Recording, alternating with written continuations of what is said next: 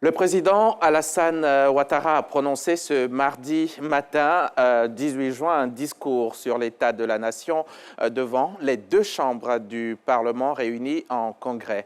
C'était l'occasion pour le chef de l'État de dresser un bilan positif de sa gouvernance. Ce soir, j'ai fait appel à 4 invités. La direction des magazines d'information a fait appel à 4 invités pour parler pendant près d'une heure de cette adresse du président de la République sur l'état de la nation. Ce sont donc 2 journalistes, un politiste et un professeur des universités. Lanciné Bakayoko, bonsoir. Bonsoir Diaby. Félix Boni, journaliste également, tout comme Lanciné Bakayoko, bonsoir. Bonsoir Ali.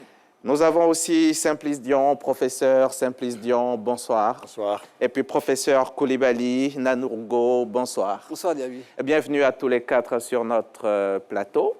Merci. Vous le savez, ce soir, on va parler de cette adresse du chef de l'État à la nation. Alors, professeur Dion, ils sont nombreux à penser que, après 50 minutes de prise de parole, la montagne a finalement accouché d'une souris. Ils ont peut-être raison de le penser relativement aux attentes des uns et des autres. L'annonce a été faite dans un certain contexte. On se souvient que le chef de l'État était presque à l'extérieur du pays.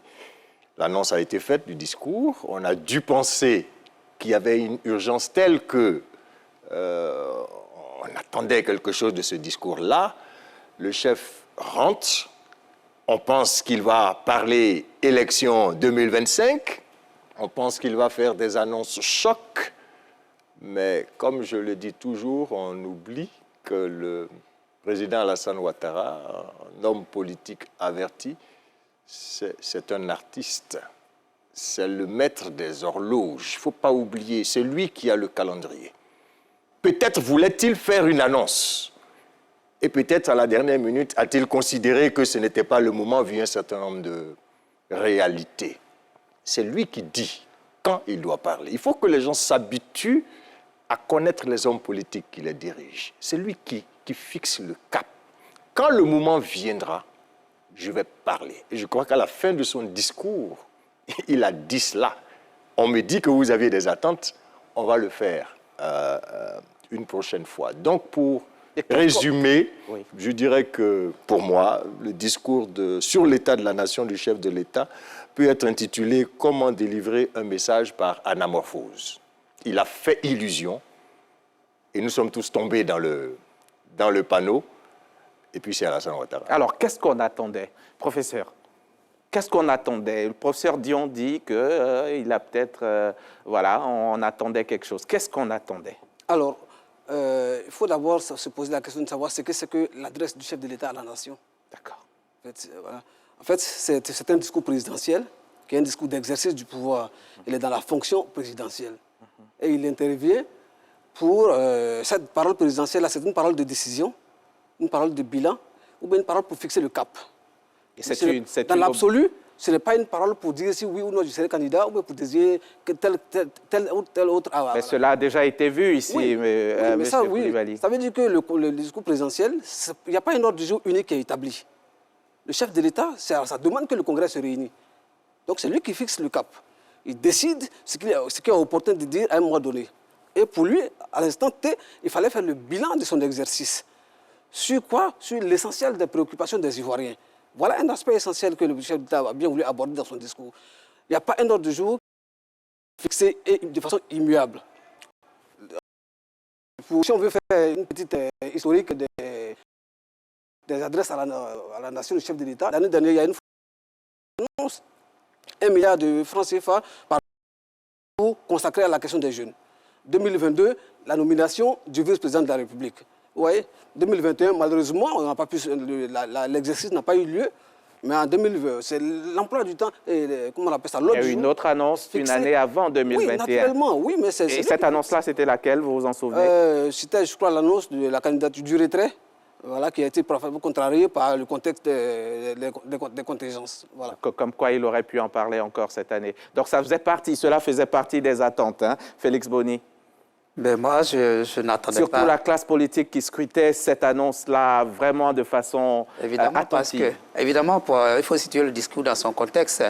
On est dans un contexte où le parti au pouvoir chaque jour annonçait le président de la République comme candidat, notre candidat, le candidat naturel. Demandait au président d'être candidat. Donc, du coup, ce contexte a préparé déjà les esprits à une éventuelle réponse, un oui ou un non, à ça. Mais également, n'oublions pas que ce discours est prononcé quand même un mardi 18 juin.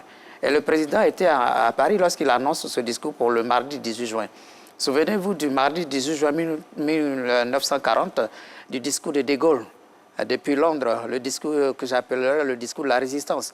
Alors ce mardi 18 juin est une date symbolique. Alors, lorsque notre président de la République décide de parler un mardi 18 juin et le contexte dans lequel ça se trouve, ça se prononce ce discours, les gens très vite ont rallié ça à la politique, alors que le discours est bien intitulé Discours sur l'état de la nation, qui n'est pas un discours nouveau, parce que c'est inscrit depuis un moment. C'est une obligation constitutionnelle. Mais si on le pense, c'est peut-être parce qu'il nous a habitués à cela. On l'a dit tout à l'heure, il y a toujours eu des annonces fortes depuis que cet exercice, il s'y soumet. C'est pourquoi on dira que la montagne a accouché d'une souris, et je serai de ceux qui le disent ainsi, parce qu'on attendait effectivement une annonce forte, mais moi je n'attendais rien politiquement, parce que la situation sociale déjà a besoin d'annonces fortes, notamment la question du coût de la vie, du coût de l'électricité, un certain nombre d'éléments pour lesquels on attendait vraiment des positions fortes du président de la République pour quand même amortir le choc sur la société ivoirienne. C'est ce qui, moi, pourrait me faire dire que la montagne a accouché d'une souris, sinon politiquement, je n'en attendais pas grand-chose.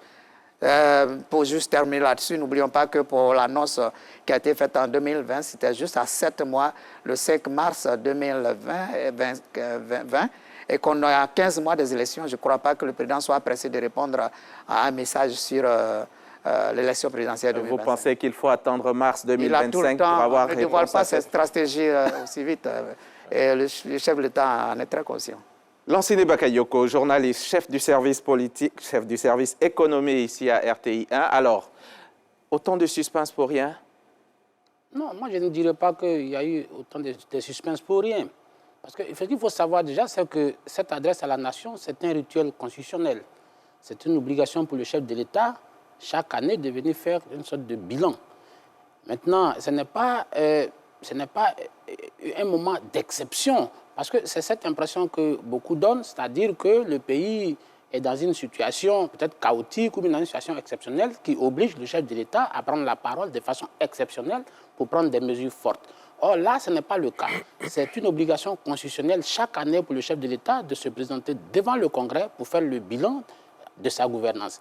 Maintenant, il peut arriver qu'il annonce des mesures fracassantes ou des mesures chocs ou des mesures fortes. Ça, c'est des exceptions. Mais pour moi, le chef de l'État était dans son rôle. Il a expliqué ce qui peut intéresser l'ensemble des Ivoiriens, les questions de cherté de la vie, de coût de la vie, politique agricole, politique énergétique. Je pense que c'est ça qui intéresse les Ivoiriens.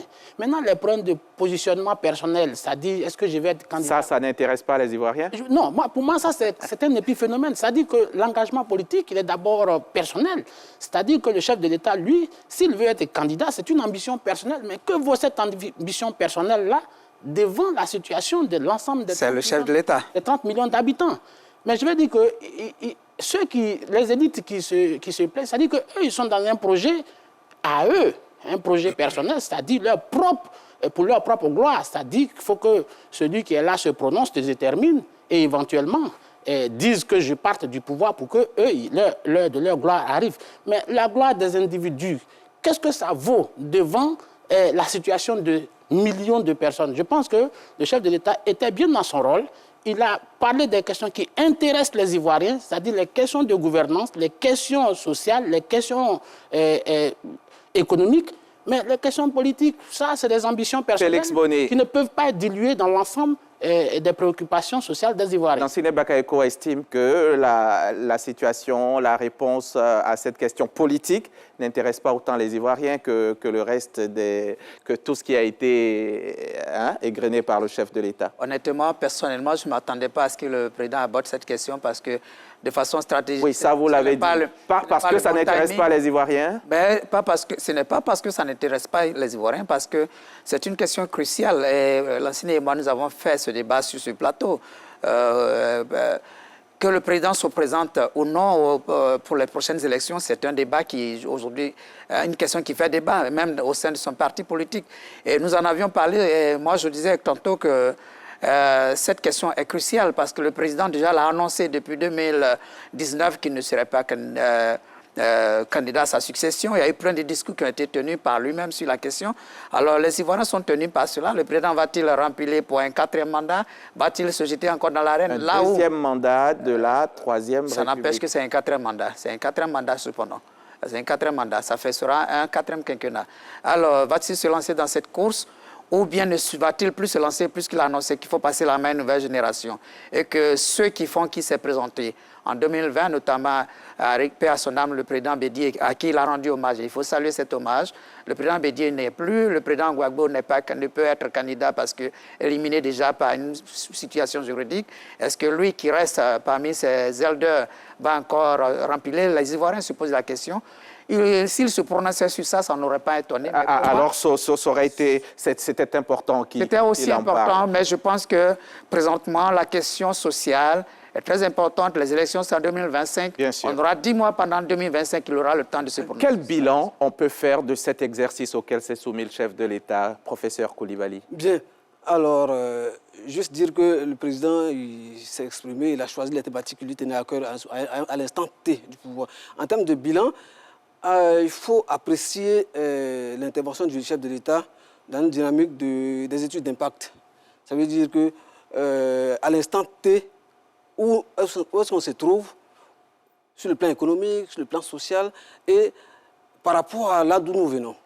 Vous voyez. À côté de ça, il y a une dynamique, j'allais dire pragmatique, qui permet d'évaluer toutes les actions initiées par rapport à ce qu'elles produisent, en termes de le bien-être qu'elles peuvent apporter aux populations.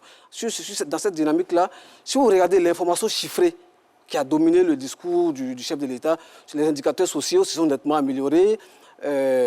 Notre capacité, la Côte d'Ivoire est devenue une puissance agricole. Et puis, en termes de perspectives, ce qui est vraiment intéressant, c'est les découvertes qui vont permettre d'exploiter l'industrie extractive. L'or, notamment à Dianra, chez moi au village. Ensuite, le pétrole et très bientôt. Ce qui fait que nous sommes dans une dynamique d'espérance, faisant que au bout de 3 ans, comme le chef de l'État l'a annoncé, notre production pétrolière va augmenter, ce qui va permettre de jouer sur le prix du kilowatt au niveau de l'électricité. Ça, ce sont des préoccupations. Vivre dans cette situation pendant 3 ans, c'est pas beaucoup. On vit dans cette situation pendant 3 ans. Il y a des dispositifs d'amélioration qui courent. Mais au bout de 3 ans, on pourra sortir, selon le chef de l'État, de l'ornière. Et c'est cette dynamique qu'il faut. C'est pour ça que dans son discours, vous verrez qu'il nous a appelé à maintenir le cap du travail. C'est pour ça qu'il a appelé au devoir. Nous devons, nous allons, il nous faut. Voilà qui situe la responsabilité de tous les Ivoiriens dans la dynamique qu'on a amorcée, qui nous permettra à un moment donné de sortir de l'ornière pour l'amélioration de la condition de vie de toute la population. Et je voudrais saluer cette initiative-là qui vise à apporter un bien-être à nos populations. Et professeur Simplice Dion, on va en revenir à vous. Vous allez nous parler un peu de ce que vous retenez de cet exercice auquel s'est livré le chef de l'État. Mais avant, je voudrais qu'on suive ce petit élément que nous propose Ève Boué, Ève Tao Boué. Elle nous fait ainsi le résumé de cette adresse du chef de l'État sur l'état de la nation. L'adresse du président de la République ce 18 juin au Parlement réuni en congrès a dressé dans l'ensemble le bilan de la marche du pays. Le chef de l'État a signifié que la normalisation constitutionnelle est effective, toute chose renforçant l'état de droit et du système judiciaire. Il a félicité les forces de défense et de sécurité pour l'amélioration de l'indice de sécurité qui est passé de 6,8 en 2011 à 1,2 en janvier 2024. Concernant les libertés de la presse, les libertés d'expression et les libertés individuelles, le président de la République s'est félicité de ce que la Côte d'Ivoire est passée de la 159e place à la 53e place en 2024, selon Reporters sans frontières. Il a salué et félicité tous ceux qui ont contribué à la réussite de la 34e édition de la CAN, ainsi que tous ces Ivoiriens et Ivoiriennes qui ont brillé au plan international dans divers domaines. Au plan économique, le chef de l'exécutif a salué la résilience du pays. En 2023, l'activité économique est restée robuste, avec un taux de croissance de 6,5%. Et cette résilience de l'économie ivoirienne s'appuie sur un cadre macroéconomique solide une gestion saine des finances publiques également. Cela veut dire que la dette est maîtrisée, les équilibres sont maintenus. Ce faisant, le porte-parole de ces ministres, notamment ceux de l'équipement et de l'entretien routier, des transports, de la jeunesse, du tourisme, de la construction, de l'enseignement supérieur, de l'éducation nationale, de la santé, du logement, de l'agriculture, des mines du pétrole et de l'énergie, Alassane Ouattara a égrené un chapelet de réalisations qui ont permis non seulement l'amélioration des conditions de vie des populations, mais aussi ont hissé le pays sur le plan international. Le potentiel industriel de notre pays sera renforcé par la découverte récente des gisements pétroliers et gaziers, Baleine et Kalao, les deux plus gros gisements qu'a connus la Côte d'Ivoire.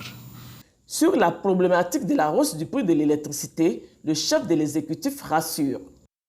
J'ai demandé au gouvernement de poursuivre ses efforts pour contrôler le coût de l'électricité. La stratégie du mix énergétique avec le recours aux énergies renouvelables. Quant à la question de la cherté de la vie, le président a signifié que le gouvernement est à pied d'œuvre. Nous sommes engagés sur la voie de solutions durables à cette question. Le Premier ministre en fait une priorité, je peux vous le confirmer. Et pour atteindre cet objectif, il nous faut accroître nos productions, ce que nous sommes en train de faire, en mettant l'accent sur ce que nous consommons, tout en continuant d'améliorer le pouvoir d'achat de nos concitoyens par une maîtrise de l'inflation. L'autonomisation des femmes, l'émergence des champions nationaux, la souveraineté alimentaire, le renforcement du potentiel énergétique, l'insertion des jeunes, la lutte contre la cherté de la vie et l'amélioration du cadre de vie restent des pans de son programme à poursuivre et à accélérer. Bravo, cher Ivoirien. Alors, merci beaucoup, Tao-Ève Boué. Professeur Simplice Dion, alors, 50 minutes de prise de parole pour dresser un bilan positif de la gouvernance. Le chef de l'État fait un bilan élogieux de son travail et de son programme. Et de son gouvernement. Et de son gouvernement, bien sûr, c'est l'équipe qui l'accompagne. C'est l'équipe qui décline toute la mission et qui est à la tâche. L'impression que j'ai eue, je peux me tromper, c'est qu'il est en campagne. Il est en campagne. Il dit, voici ce que j'avais promis, voici le travail que j'ai fait. Ce travail est très bon. Le sous-entendu, il n'y a pas de raison qu'on le En campagne pour son parti ou en campagne pour être candidat lui-même? Qu'il soit candidat ou pas, il est en campagne pour l'œuvre qu'il a accomplie. Il est en train de dire, mon équipe et moi avons fait du bon travail. Ça, c'est vraiment le premier aspect. Le bilan, pour lui, est élogieux. Ensuite, il y a des perspectives. Mais c'est vrai que vous vous rendez compte qu'il n'a pas insisté, il n'a pas tellement insisté sur les difficultés. Il a plutôt traduit les difficultés en points à améliorer. Il y a des points à améliorer et nous nous engageons à. Et c'est ce qu'il a fait. L'intérêt... Et cela devrait satisfaire les populations. Mais les populations, justement, comme j'ai dit au départ, avaient des attentes. Et ça, c'est important de le dire.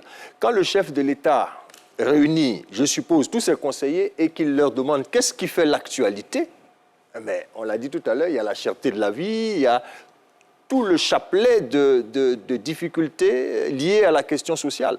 Mais il y a aussi la question de sa candidature. Donc, on ne peut pas dire que ça ne fait pas objet de débat. Oui, quand il demande à ses conseillers, l'honnêteté voudrait qu'on dise au chef de l'État, oui, tout le débat depuis 1 semaine, 2 semaines, tourne autour de votre candidature ou de votre non-candidature. C'est pourquoi lui-même est revenu à la fin de son intervention pour dire, on me signale que vous aviez des attentes et que c'est de l'art politique. C'est pour dire, je savais ce que vous attendiez, mais c'est moi qui définis le jour, le lieu et le moment de vous dire un certain nombre de choses. Donc, en bref, c'est un exercice très important de rhétorique d'abord, parce qu'il faut parler à son peuple. Quelqu'un nous conduit. À un moment donné, vous vous arrêtez, vous dites, nous sommes en train d'aller, vous avez besoin de savoir où nous allons, comment nous devons y aller, et l'énergie, les sacrifices que je vous demande. Communiquer, c'est très important. Et la deuxième chose, c'est que c'est un moment politique fondamental. N'oublions pas que 2025 approche. On ne peut pas, quand on est un homme d'État, quand on dirige un pays, laisser passer ce genre de moments-là. On ne peut pas ne pas revenir sur le travail qu'on a fait pour dire « j'ai fait un bon travail ». C'est ce qu'il a fait. Qu'est-ce qu'on retient, Lassina Bakayoko? D'abord, je voudrais faire une petite digression. Je voudrais signaler que le chef de l'État n'avait pas obligation, par exemple, à déclarer qu'il était, même quoi que 2025 approche, qu'il était candidat ou pas. Oui, ça on l'a compris, vous l'avez dit. Je le dis, je le répète, parce qu'il n'y a pas de vacances de pouvoir. Ça veut dire que les Ivoiriens ne sont pas dans l'urgence de se doter d'un président pour éviter un vide constitutionnel. Pour le moment, il y a un pouvoir qui est en train de s'exercer et nous sommes dans une limite constitutionnelle. Donc le président n'avait pas à proclamer qu'il est candidat, oui ou non. Quand j'ai fini de dire ça, sur le bilan de sa gouvernance, lui-même dresse un bilan, on va dire, le professeur a dit un bilan élogieux. Chaque Ivoirien pourrait apprécier, selon ses lunettes, selon son prisme de regard. Mais on ne pouvait pas en attendre moins. D'autant que c'est lui qui a la manette et on ne peut pas dire qu'il a été uniquement que dithyrambique vis-à-vis de lui-même. Parce que les points dont il a dit qu'il va améliorer, ça veut dire qu'il admet qu'il y a des insuffisances sur ces pans de sa gouvernance. C'est-à-dire la maîtrise du coût de la vie, par exemple, est une sorte de point, pas point noir, mais point marron qu'il doit pouvoir améliorer. Mais il dit qu'il y a de l'espoir, parce qu'il annonce des découvertes pétrolières qui vont venir changer fondamentalement la structure de l'économie ivoirienne. Mais ce n'est pas prévu pour demain. Ce n'est pas prévu pour demain, mais ça a déjà commencé. Puisque, en ce qui concerne Baleine, par exemple, Baleine est entrée en production depuis le mois d'août 2023. Les fruits, ce n'est pas prévu pour demain. Les fruits, ce n'est pas prévu, mais même l'économie, c'est quelque chose qui est structurel. C'est-à-dire qu'on va d'évolution en évolution. Par exemple, en 2027, nous serons à peu près 150 000 barils produits journellement. Les Ivoiriens se demandent d'ici à 2027 comment ils font. Voici la question. Vous avez vu qu'il y a un budget qui a été soumis, que le gouvernement a annoncé il y a quelques semaines. Ça veut dire que les contingences de la vie sont prises en compte dans même l'ordonnancement de ce budget. C'est vrai que les Ivoiriens auraient voulu qu'on dise, par exemple, que le coût de l'électricité est réduit, par exemple, mais je ne suis pas son avocat, mais je considère que, disons, la conjoncture mondiale aujourd'hui est telle qu'il aurait fallu faire des réajustements pour éviter le déséquilibre. Je ne dis pas que je suis pour l'augmentation de l'électricité, mais moi, je parle pour peut-être l'avenir, parce qu'il ne faut pas que le secteur s'effondre. S'il y a un déséquilibre entre la production électrique et le secteur qui n'est plus économiquement viable, il va sans dire que c'est un secteur qui va s'écrouler. Parce qu'il faut dire aussi que ce sont des opérateurs privés qui veulent faire du chiffre pour eux-mêmes qui sont dans le secteur, par exemple. Maintenant, pour ce qui concerne les questions du vivrier, il a annoncé qu'il y a des mesures qui sont prises qui vont permettre d'améliorer, d'accroître la productivité de la Côte d'Ivoire. D'ailleurs, en annexant la production vivrière au ministère de l'Agriculture et du Développement rural, ça veut dire que le cap a été mis, la volonté politique d'améliorer la productivité au niveau de nos cultures vivrières est affirmée. Donc, concrètement, parlons de la cherté de la vie. Le président de la République l'a signifié comme ça, cherté de la vie. Il en est bien conscient, il l'a dit devant tout le monde. Quelle est la solution qu'il a trouvée?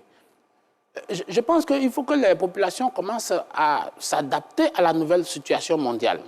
Pour moi, il n'y aura pas de remède magique, pour moi. C'est-à-dire, il n'y aura pas un décret qui va venir casser tous les prix et les remettre à plat. Parce que aussi, il y a une courbe. Donc, on se résigne à vivre la situation.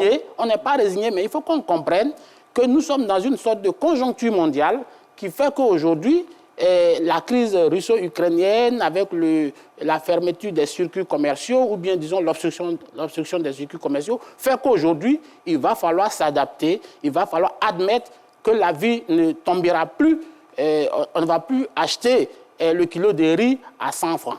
Est-ce à dire que la vie, telle qu'elle est chère en Côte d'Ivoire, c'est pareil partout dans le monde? Je dirais oui. Je dirais oui. D'accord.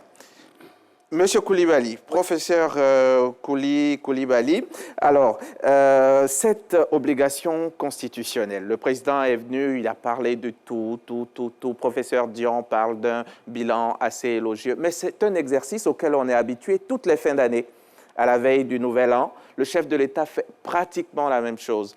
Le journaliste Lanciné Bakayoko dit qu'il n'était pas obligé de faire une annonce forte, ce n'est pas cela. Mais est-ce que ce à quoi on a eu droit aujourd'hui, ce n'est pas quelque chose qu'on voit toutes les fins d'année? Dans l'absolu, non. Le discours est déterminé en fonction de qui parle d'abord, d'où est-ce qu'il parle. Et là, c'est essentiel, c'est au Parlement qu'il... L'adresse en fin d'année, c'est... C'est l'adresse à la nation, mais c'est à peu près les mêmes informations. C'est au palais. D'accord. Ou bien c'est sous la forme d'une interview. Non, je ne parle pas ni du lieu, oui, mais c'est ça le cadre. Ni de la cible, ni de ceux qui sont en face. Oui. Je parle du contenu du message. Est-ce que ce qu'on a reçu aujourd'hui comme message, ce n'est pas à peu près ce qu'on reçoit toutes les fins d'année? J'arrive peut-être pas à me faire comprendre. Le fond est fondamentalement aussi différent que ça. C'est différent. Non, je dis il n'est fondamentalement pas aussi différent. Pas différent, voilà, tout à fait. C'est pour ça que on se disait, Bakayoko peut-être le comprendra maintenant, c'est peut-être pour ça qu'on se disait qu'il y aurait à l'intérieur de toutes ces informations un message fort. Mais quand le chef de l'État nous dit, mettons-nous au travail, la dynamique est bonne, on est sur un bon chemin, il nous suffit d'être constant dans cette dynamique pour sortir de l'ornière. Ce n'est pas un message fort? C'est fort. Quand on sent, quand il nous fait preuve de toute sa responsabilité... Tout est fort, de toute façon, tout ce qui a été dit. Non, s'il vous plaît, Hamza, quand il montre toute sa responsabilité en abordant les questions qui fâchent, ce n'est pas fort? C'est fort. La cherté de la vie, le coût de l'électricité. Mais ce qu'il faut saluer là, c'est le sens des responsabilités. Pour rendre plus fort, il y en a qui le disent, professeur Koulibaly, il y en a qui le disent, pour rendre plus fort, vous parlez de cette thématique dont il a parlé, pour les rendre plus forts, d'aucuns disent qu'eux, ils attendaient beaucoup plus de solutions. Après les avoir évoqués, ils attendaient une solution. Allez-y, Félix Boni. Évidemment, on attendait plus de solutions. Et puis, il faut être clair, en dehors du lieu et du cadre, le discours, c'est pratiquement le même discours. C'est pratiquement la même forme de discours. Nous sommes le 18 juin aujourd'hui. Le 6 août, c'est bientôt. Le président va tenir pratiquement le même type de discours. Je pense que si c'était pour entendre ce qu'on a entendu aujourd'hui, je ne dirais pas que ce n'était pas important. On attendait encore mieux.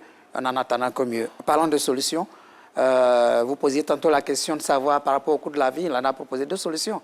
Alors, quand j'entends Bakayoko dire qu'il va falloir s'adapter, j'ai envie de dire à Bakayoko de voyager un peu pour entendre les Ivoiriens. Il faut voyager un peu pour voir que les Ivoiriens mangent aujourd'hui difficilement. Aujourd'hui, nous mangeons tout. Quand on parle d'améliorer la production, évidemment, c'est une solution. Le ministère de l'Agriculture, aujourd'hui, c'est le ministère de l'Agriculture, un ministère qui est transformé en ministère d'État, mais auquel on a greffé également la production vivrière. Mais en Côte d'Ivoire, on connaît les zones de production vivrière. Moi, j'en viens comme ça, des zones de production vivrière. C'est-à-dire, vous prenez la route d'Abidjan à Daoukro, c'est-à-dire la région de la Mée, la région du Moronou, la région de l'Indénié. Mais vous ne trouvez même pas le vivrier. Les gens, ils consomment du vivrier qui quitte Abidjan pour être vendu là-bas. Ils ne sont pas des producteurs. Quelle politique de production? Les gens se nourrissent aujourd'hui. Vous me laissez terminer, professeur. Les gens se nourrissent aujourd'hui en termes de protéines animales, des côtelettes de porc et des pâtes de porc et de peau de... Quels sont les produits, Félix Boni, un petit éclairage. Quels sont les produits vivriers qui partent d'Abidjan vers l'intérieur? L'aubergine, j'en viens. J'ai passé 5 jours dans la zone et je vous dis que je fais 40 km pour aller trouver de l'aubergine dans une autre zone et qui provient d'Abidjan. Et lorsque je revenais, que j'arrive à Zaguié, où je trouve beaucoup de vivriers, que je leur pose la question, ils les importent d'Abidjan. C'est-à-dire ça part d'Abidjan pour les vers. D'accord. Non, Félix, il ne faut pas dire ça. Moi, je viens de San Pedro cet après-midi. Je vais terminer. Je viens de San Pedro cet après-midi. J'ai acheté aussi des vivriers sur la voie publique. Je les ai achetés. Il ne faut pas laisser croire que nous sommes à Abidjan et que nous sommes déconnectés des réalités de l'intérieur. Alors, si tu voyages comme moi, tu voyages pratiquement chaque semaine. À l'ouest, notamment à San Pedro. Ne venons pas sur un plateau, parce que les Ivoiriens nous regardent, pour faire croire que tout est beau dans ce pays, alors que les gens souffrent réellement quelque part. Parce que dans ce discours, le professeur a dit tantôt, le président a fait un discours élogieux. Mais je dirais plutôt que le président a fait un discours élogieux que lui ont prêté beaucoup de ministres, Mais un discours qui, ma foi, dans le contenu, est parfois en déphasage sur certaines réalités, sur plusieurs aspects. Malheureusement, on n'a que 52 minutes. J'avais bien préparé cette émission avec beaucoup de détails et j'aurai le temps, moi-même, en tant que journaliste, de les produire pour montrer que sur tel aspect, et j'attends des contradictions parce que les Ivoiriens seront à même de réagir en suivant ce que j'aurai produit. Malheureusement, on n'a que 50 minutes, sinon il y a beaucoup de choses à dire. Sur Professeur Dion. Il n'y a pas de solution. Il n'y a pas de solution proposée. Et c'est des promesses. Je comprends que le professeur parle de campagne, parce que lorsqu'on nous parle de production de l'or, du pétrole, et qu'on nous fixe la date de 2027, c'est-à-dire là, on aura franchi 2025, c'est des promesses de campagne. Le pétrole Bakayoko est là, on en a parlé sur ce plateau également. Baleine, on nous avait dit qu'on allait atteindre la vitesse de croisière en 2023. Maintenant, on nous dit que ce sera en 2025. Non, Félix, les discours sont écrits. On peut faire référence, je peux citer au moins un organe. Monsieur Boni, on va y aller. Professeur Dion. Citer des sources pour qu'on aille les vérifier. Monsieur Boni, allons dans les Monsieur Boni, ça va, Monsieur Bakayoko. Professeur Dion, dites-nous, après tout ce que le chef de l'État a dit aujourd'hui, j'ai entendu un parlementaire, notamment du parti politique PDCI, qui disait que c'est plutôt à une litanie de satisfecit qu'il a assisté, et que ce discours serait plat, serait vide. C'est une question de perspective. Je pense que ce que vous avez dit va un peu dans ce sens. Litanie de satisfecit. C'est une question de perspective. Le chef de l'État a fait un discours élogieux par rapport à son programme. Et il est de bonne loi qu'un membre de l'opposition trouve qu'il n'a pas répondu à ses attentes. C'est normal. Hein? Parce qu'évidemment, il y a des attentes. Nous-mêmes qui sommes sur le plateau, nous avions aussi des attentes qui ne sont pas forcément liées aux questions de 2025, élections présidentielles, parce que ça, c'est un moment politique fort. Il ne faut pas penser que c'est un moment politique fort. Un chef d'État qui prend la parole devant le Congrès, et il sait que le Congrès, c'est la représentation de la nation dans toute sa diversité, mais il ne peut pas rater ce moment politique-là pour dire, mais je fais du bon travail, pour qu'on ne doute pas de l'activité. Et il donne de la logique et de la cohérence à son activité. Il a logifié un peu tout ce que nous, on trouve disparate, épars. Il dit non, il y a une logique dans tout ça. On est en train d'aller quelque part. Ça, c'est important. Mais il y a une chronologie que vous avez rappelée tout à l'heure. En telle année, c'était pour dire je ne suis pas candidat. Après, il y a eu un cas de force majeure. À telle année, c'était pour dire j'ai choisi un vice-président.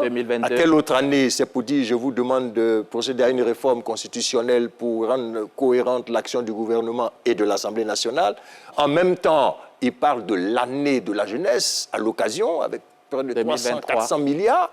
Donc, comme il nous a habitués à ça, en 2024, moi, je m'attendais personnellement à ce qu'ils nous disent, oui, l'éducation.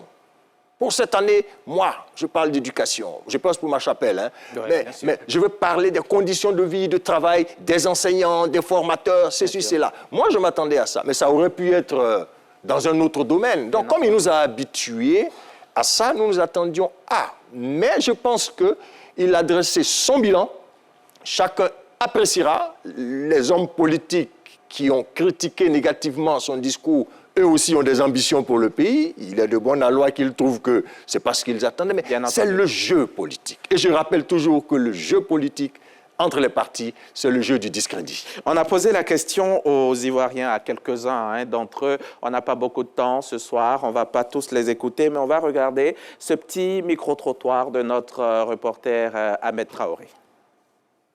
Le président a livré un important message concernant tous les secteurs de l'État, et notamment les indices économiques sont au beau fixe, au niveau du social, au niveau de l'employabilité, au niveau des femmes, des jeunes. Tous les messages ont été présentés et je pense que l'ensemble des parlementaires sont ressortis satisfaits. Nous sommes sûrs que notre pays est bien tenu et l'avenir est radieux parce que le président a annoncé que pour 2024, probablement, notre taux de croissance sera autour de 7%, sinon au-delà des 7%, ce qui nous rassure. Je voudrais féliciter le président de la République d'avoir fait le tour des questions en ce qui concerne notre domaine à nous, c'est-à-dire le domaine judiciaire, le président de la République a souligné que les institutions sont véritablement bien installées et que ce qui concerne les choses judiciaires, tout va pour le mieux. Mais nous ne devons pas nous arrêter là. Nous devons renforcer davantage l'appareil judiciaire à travers nos décisions qui doivent être rendues de manière crédible. C'est un bilan du travail du gouvernement. On reste sur notre faim parce que si on tient compte de tout ce qui a été dit avant, de toute l'atmosphère de suspense qui a été entretenue avant, on s'attendait à une annonce un peu plus particulière. Le président a allé secteur par secteur. Il a touché donc au bilan de son action, de l'action de son gouvernement. Et ce bilan est très éloquent. Je voudrais donc lui dire toute mon admiration. Je voudrais ici inviter donc nos compatriotes à regarder ce bilan, à constater avec moi son éloquence et à donc tirer notre chapeau au président de la République. Nous attendons véritablement des réponses claires aux vrais problèmes des Ivoiriens quant à la cherté de la vie. Les problèmes des Ivoiriens quant aujourd'hui à la cherté du coût de l'électricité par exemple. Le problème des Ivoiriens qui aujourd'hui ont du mal à se nourrir parce que le marché est cher. Et donc le président de la République est attendu sur ces points. Et la vie de la nation aussi, ce sont les élections de 2025. Quels sont les signaux qu'on donne pour rassurer les Ivoiriens quant à la calmine, quant à un lendemain qui peut rassurer les populations ivoiriennes. On vient d'écouter l'adresse mémorale du président de la République, un discours de paix, un discours de cohésion, un discours d'humilité, un discours de travail. Il invite tous les Ivoiriens à se mettre ensemble dans la paix, dans la cohésion, dans l'humilité. Vous pouvez tout avoir, mais sans paix, vous ne pouvez rien faire. Notre président du parti, le président Aimé Henri Konan Bédié, nous a quittés, mais il n'a pas manqué de relever cela et de demander à tous les congressistes de nous tenir debout pour observer une minute de silence. Cela nous a vraiment touchés. Ensuite, moi je suis très heureuse lorsqu'il a parlé de la petite fille. La petite fille cette année qui est beaucoup scolarisée, il y avait plus de filles au CP que d'hommes, que les petits garçons. Moi ça m'a fait beaucoup de bien.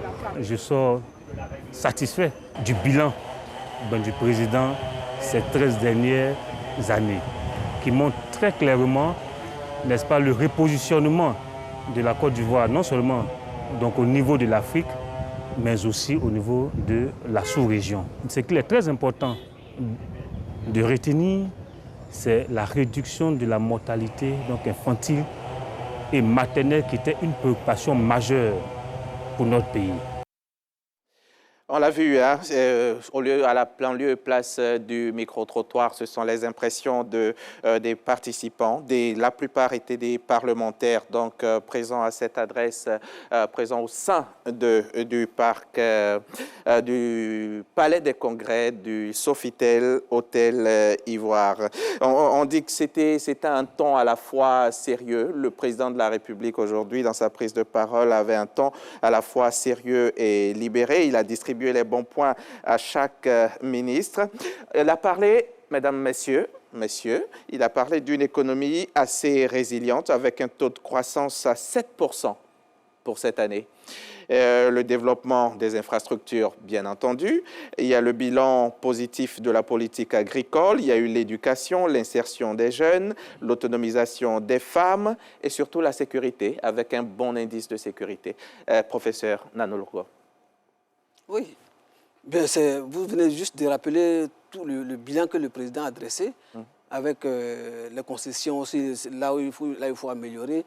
Mais là où c'est vraiment intéressant, c'est les informations chiffrées. C'est des données chiffrées qu'il donne et sur la base de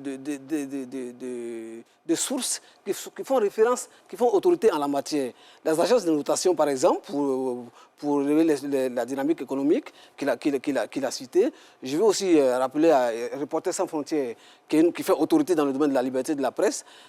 C'est vraiment un discours fondé sur des sources. Et tous ceux qui critiquent, bon, malheureusement, personne n'apporte un élément. On me dit...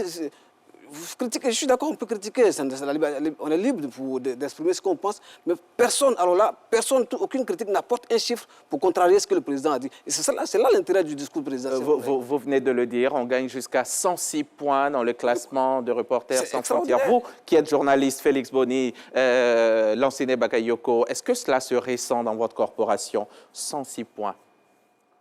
Moi, je constate que aucun journaliste, à ma connaissance, en tout cas au moment où nous parlons, n'a été inquiété, ne se retrouve privé de mouvements. Je n'ai pas... voilà, nous sommes sur un plateau, chacun dit ce qu'il pense, personne n'est bridé. Il y a d'autres tribunes dans la presse écrite, on voit même des énormités qui souvent s'écrivent.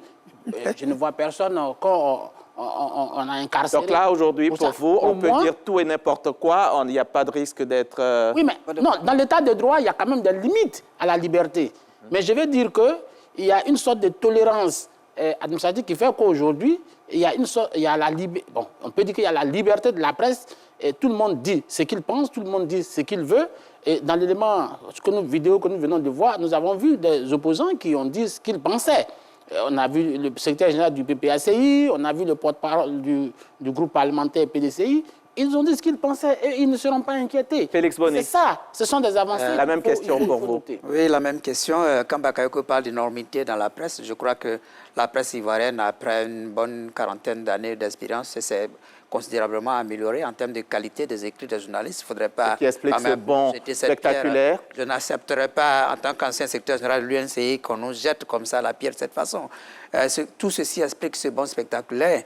Il faut dire qu'il y a une avancée. Mais n'oublions pas aussi que nous avions même plus que 106 points. Mais ces 2 dernières années, nous avons reculé de plus de 10 points. Parce qu'on était à un rang meilleur qu'en 2022, qu'en 2023 et 2024. C'est-à-dire qu'on a reculé. Pourquoi un pas en arrière, un pas devant? Peut-être on risque même de reculer encore avec cette nouvelle loi qui vient d'être, j'allais dire, intégrée à le statut juridique en Côte d'Ivoire, c'est-à-dire cette nouvelle loi qui restreint quand même aussi la liberté d'expression. Donc on en attend par rapport à... Parler de la loi 185 nouveau. Oui, la loi 85 nouveau qui... Ce n'est pas une nouvelle loi. C'est nouveau. Oui, c'est une loi.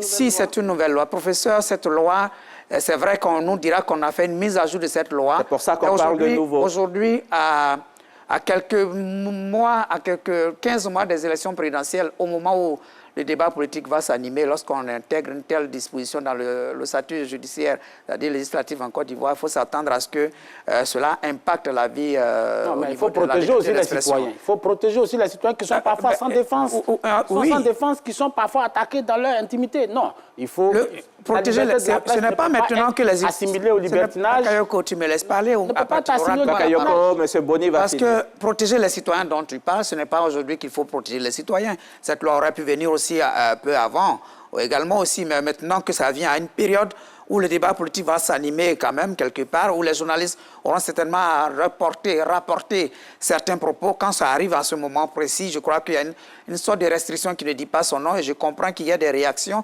Et moi, je protège, nous aussi, on protège notre corporation. La liberté d'expression, la liberté de presse est un outil fondamental pour la démocratie. Et toutefois que cette liberté est restreinte quelque part, je ne peux pas être sur un plateau. Et aujourd'hui, à la 53e place, vous pensez qu'on ira encore à reculer? Si l'on ne fait pas attention avec l'introduction de ce dispositif, on pourrait aller encore plus loin de la... Professeur Dion, vous avez la même impression. Professeur Dion, Bakayoko, pas vous. Professeur Dion. Sur la question de la liberté d'expression et de tout le reste. Oui, alors, vous me permettrez de donner une petite histoire?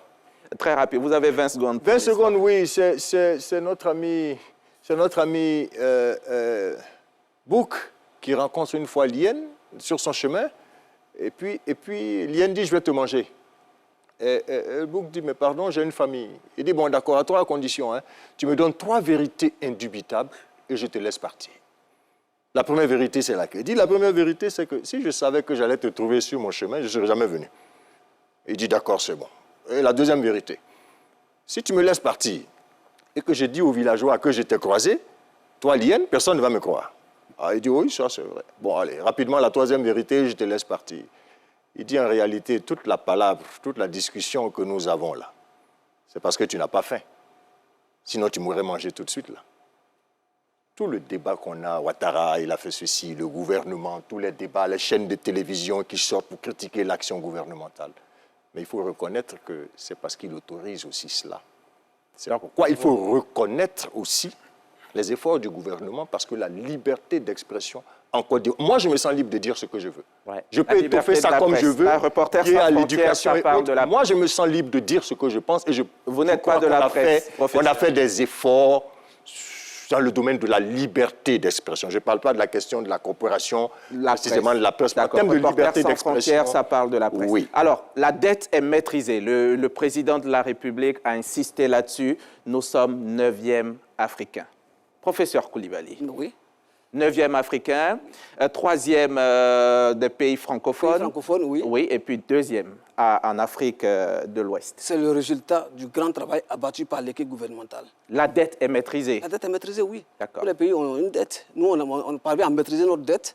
C'est un succès qu'il faut saluer. Mais ils sont nombreux, l'opposition, les opposants. Pas plus tard que ce matin, oui. On a vu le cas de la situation économique au Ghana, qui est à côté de la banqueroute.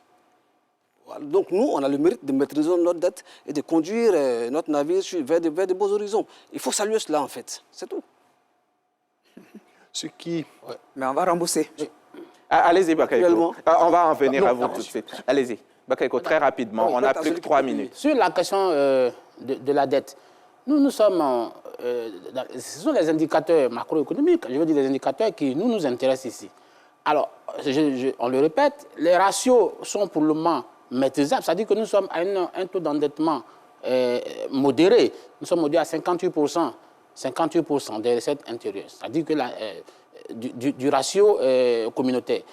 Et je veux dire, il y a des pays que je ne vais pas citer, le Congo peut-être après 200%, et le Togo après 86%, le Ghana est au bord de la banqueroute, et le Sénégal après 83%. Et quand nous sommes à 58%, c'est vrai que nous sortons de PPTE, c'est vrai, mais pour le moment, on ne peut pas s'alarmer. On ne peut pas s'alarmer. Et je pense que les gens considèrent la dette comme, si tu veux, une corde au cou des gens. Mais non, la dette, c'est un levier de développement, c'est un levier de croissance. Ça, il faut l'accepter une fois pour toutes.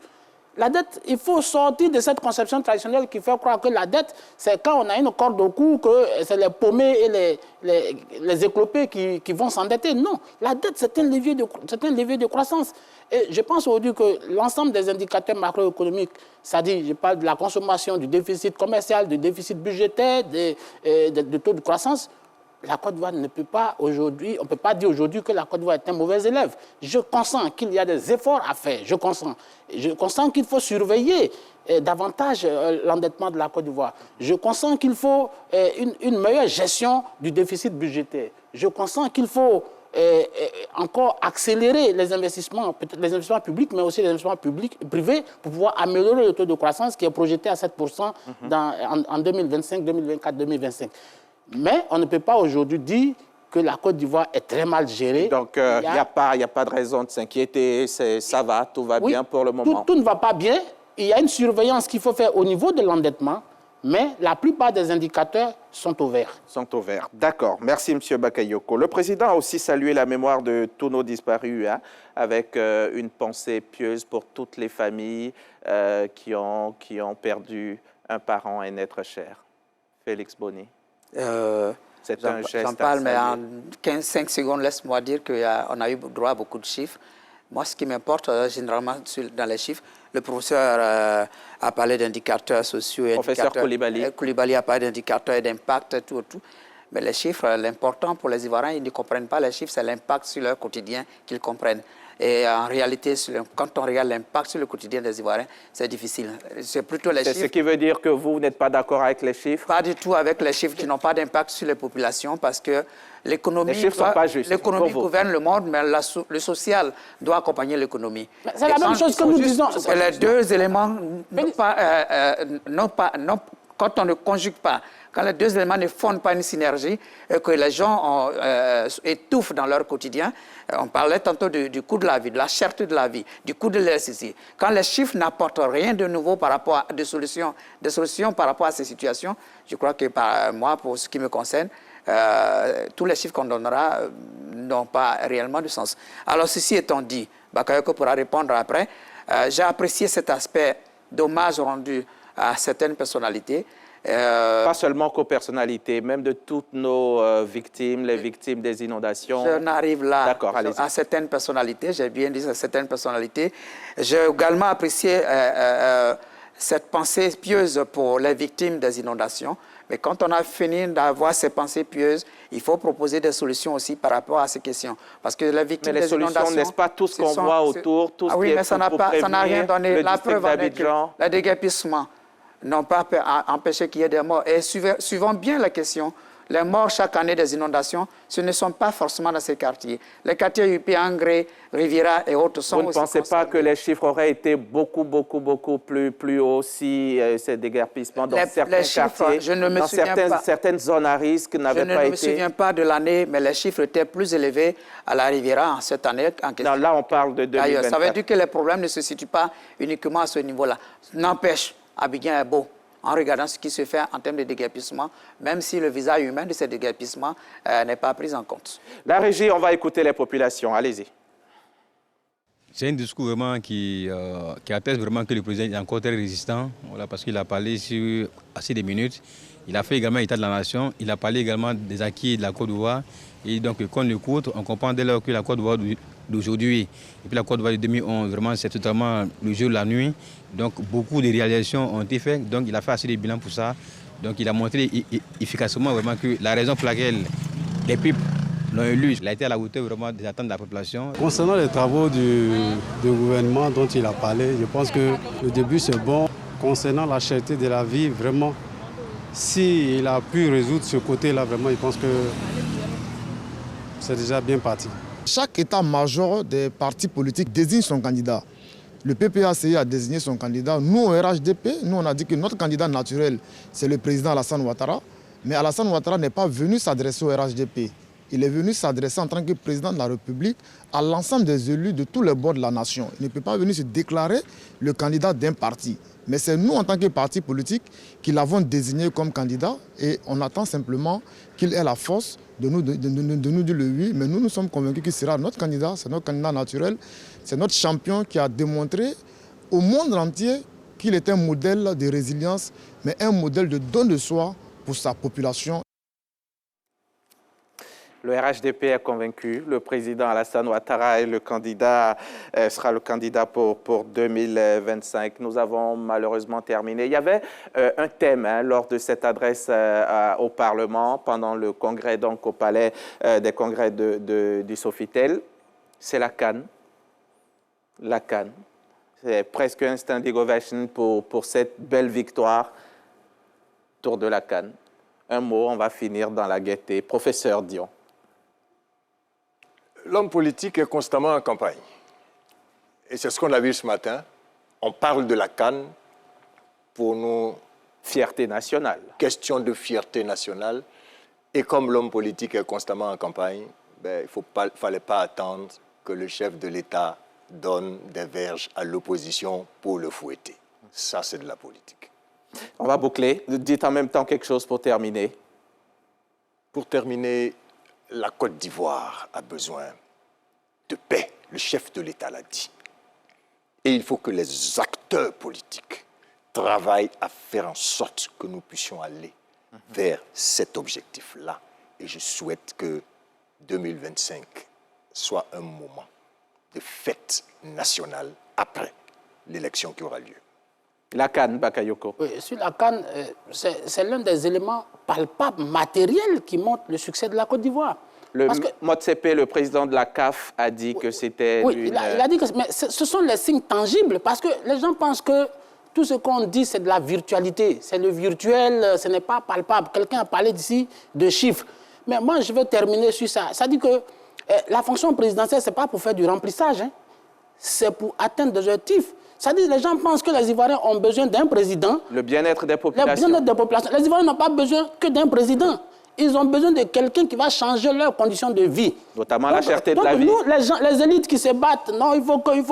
Ils veulent venir, ceux qui veulent venir faire du remplissage, nous n'en voulons pas. Nous voulons des présidents, un président qui vient pour faire avancer les causes sociales. Qui fait du remplissage? Qui vous pensez qui va venir faire du remplissage? Par exemple, ceux qui voulaient à tout prix qu'on dise aujourd'hui si on est candidat ou pas. ça, il faut qu'on mette en avant les conditions de vie des populations. La fonction présidentielle ne peut pas être considérée comme du remplissage. La Côte d'Ivoire, il n'y a pas de vacances de pouvoir, il y a une continuité de pouvoir et on ne pourra pas faire du remplissage. On veut un chef d'État qui va venir faire avancer la Côte d'Ivoire sur les bons chemins.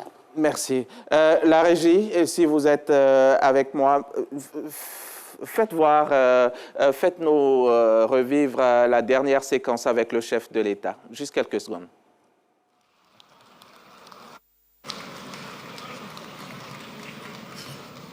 Le protocole me dit que vous êtes un peu déçu. Ce sera pour la prochaine fois. Oui. Professeur, qu'est-ce qui sera pour la prochaine fois? Bien. Je vais revenir un peu à la gaieté. Très rapidement. Vous avez parlé, hein. On ne peut pas parler de la gaieté sans évoquer l'humour dont le chef d'État a fait preuve. C'était un chef d'État gai, tranquille et totalement apaisé. Un ton sérieux et détaché aujourd'hui. À la fois gai, et ça il faut saluer cela. Il s'est présenté certes en chef de l'État, la solennité de l'événement, mais il est resté humain, avec une blague, notamment en référence à son épouse et tout ça, qui l'Ivoirien commun mais responsable, qui assume ses responsabilités. Voilà. À côté de ça, la dynamique de la CAN, c'est une dynamique globale. Il ne faut même pas se limiter à la CAN. Il y a une victoire de façon générale au niveau du sport, au niveau intellectuel. Et tout ça, c'est le résultat d'un travail d'un grand travail qui a battu par toute la communauté nationale. Il faut saluer cela. Maintenant, là, c'est la formule, elle est intéressante. Alassane Ouattara, c'est le champion des formules. Vous vous rappelez, l'argent ne circule pas, mais l'argent travaille. Donc, c'est une formule qui a occupé l'espace public pendant tout un temps. Aujourd'hui encore, il nous a servi une formule qu'on va développer, répéter, qui va encore comment on appelle ça, structurer l'espace public. Ça montre encore que c'est lui, il est le maître à bord, c'est sa formule qu'on va répéter et encore répéter dans la presse. Il faut vraiment saluer tout cela. Je voulais juste préciser qu'il a jusqu'au 25 novembre, jusqu'au 25 août 2025 pour se prononcer s'il va être candidat ou pas. Jusqu'au 25 août. Constitutionnellement, c'est jusqu'au 25 août 2025. Ça justifie pourquoi il n'a pas parlé Jusqu'au août 2025, il peut encore se prononcer s'il va être candidat. Pour nous dire pourquoi... Prochainement, là, on peut encore attendre. Félix Bonnet, qu'est-ce que le chef de l'État veut nous faire entendre? Qu'est-ce qui sera pour la prochaine fois? On fait un focus sur la réponse du chef de l'État quant à sa candidature probable ou non. Moi, je pense que c'est là qu'il s'agit parce que beaucoup d'Ivoiriens attendaient que le président dise que je serai candidat ou je suis fatigué, je me retire. Et ces militants étaient en face de lui. N'oublions pas que le Congrès est composé en majorité de militants RHDP et que toutes ces personnalités avaient besoin de cette réponse parce qu'ils ont déjà lancé un appel. Cela étant dit, concernant la CAN, je dirais que c'est un challenge personnel du chef de l'État. Il a gagné. Un standing ovation au chef de l'État, c'est normal. Et il faut effectivement le reconnaître cette victoire et saluer cette victoire. Et comme conséquence, cette CAN a permis de voir une Côte d'Ivoire unie. Et je crois qu'il faut profiter de cela, puisque c'est la transition vers 2025, pour créer des conditions pour qu'en 2025, on reste dans cette dynamique de paix, de joie, et que pour une fois, on sorte d'une élection présidentielle sans qu'il y ait de couac, et comme on l'a eu pour les élections législatives passées, les élections municipales passées. Et que surtout, ce soit un autre facteur qui soit pris en compte, le coût de la vie, parce que c'est le message particulier que la plupart des Ivoiriens, en tout cas ceux qui... Merci Boni, merci beaucoup. Mon protocole me dit que c'est l'heure, c'est mon protocole, c'est ma réalisatrice, donc votre développement, ce sera pour la prochaine fois. 1640 km de route interurbaine, 230 km d'autoroute, 45 ponts et échangeurs. Les travaux d'extension et de modernisation de l'aéroport ont accru l'attractivité de notre aéroport, de notre pays. Baleine et Calao, les deux plus gros gisements que la Côte d'Ivoire ait jamais connus, 9 universités fonctionnelles. Voilà, beaucoup d'éléments dont s'est enorgueilli le chef de l'État aujourd'hui, ce matin, au Palais des Congrès du Sofitel, Hôtel Ivoire. Merci beaucoup à vous d'avoir pu venir nous parler, d'avoir pu venir débattre ce soir avec nous. Merci à mes confrères, Lanciné Bakayoko et de RTI1, à Félix Bonnet d'Abidjan.net. Merci aux deux professeurs, Simplice Dion, à ma droite ici, Simplice Dion, et bien entendu, professeur Koulibaly Nanourgo. Merci à toutes mes équipes et à vous aussi, chers téléspectateurs, et surtout à mardi prochain pour un numéro de RTI 1 reçoit. Bonsoir.